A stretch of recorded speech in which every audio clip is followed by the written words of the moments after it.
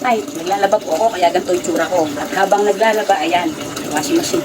Maghuhugas naman tayo ng pinag-almusalan at magsasaing na rin tuloy si nanay. I-hire nyo na ako para magkasweldo ang nanay. Yan talaga, ito na yung trabaho ni nanay kahit yung bata pa ako. No? Nung bata ako, hindi ko na-enjoy kasi lumaki ako sa lola. So, ako, 5 years old pa lang, naghugas na ng plato, no? 6 years old, marunong na akong magsaing. 7 years old, naglalaban na po ako sa sapa. Alam niyo po ba yung sapa? Ang ganda ng buko. Naglalaba po ako sa sapa, nakababad po ako dyan.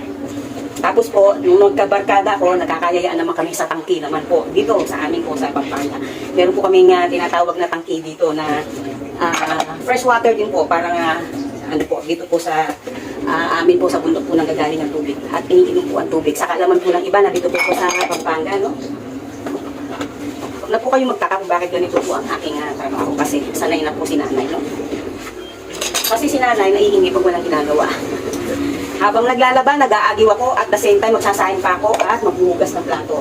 Saan ka pa? Kuhanin na ninyo ako para ako'y may sweldo. Saan pa kayo? Yung aking anak dito, hindi naman lumalabas ng bahay, nasa bahay lang. Pinabili ko siya ng ulam kanina, ayaw bumalik na naman sa kwarto. Nag-ano na naman, sila nagtatablet na. Mas okay naman po yan, mas gusto po yung kesa naman sa gumagala sila, no?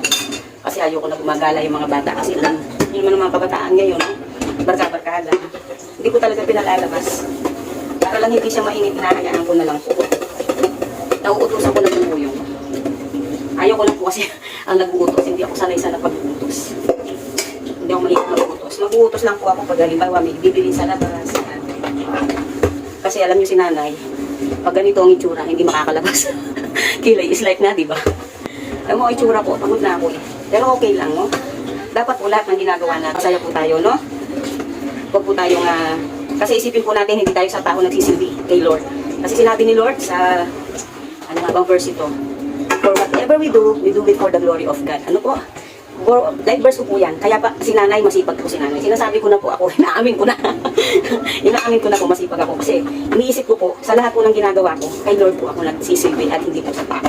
Siyempre po, pag ang Panginoon, sa Lord po tayo nagsisilbi, tayo po ba'y magdadabog? Hindi.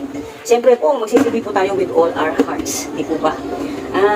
So, yun po ang aking life verse. Sana maging life verse po ninyo. Hindi nyo po mararamdaman yung magiging bore, mabobore po kayo sa lahat ng ginagawa ninyo, no? Pag po kayo ay nasa isip po ninyo at sa puso po ninyo na lahat po ng inyong ginagawa ay ginagawa ninyo dahil sa Panginoon, no? Dahil si Lord po ang unang nagbigay po sa atin ng pinagsilbihan niya po tayo nito natin sa lupa. Di po ba? Binigay niya nga yung buhay niya, di po ba? So, love. Love is the key. Yes po, salamat po. Sana po ay na-bless po kayo sa aking pong senior na ngayong umaga po, ano? At mapagpalang araw po sa ating lahat.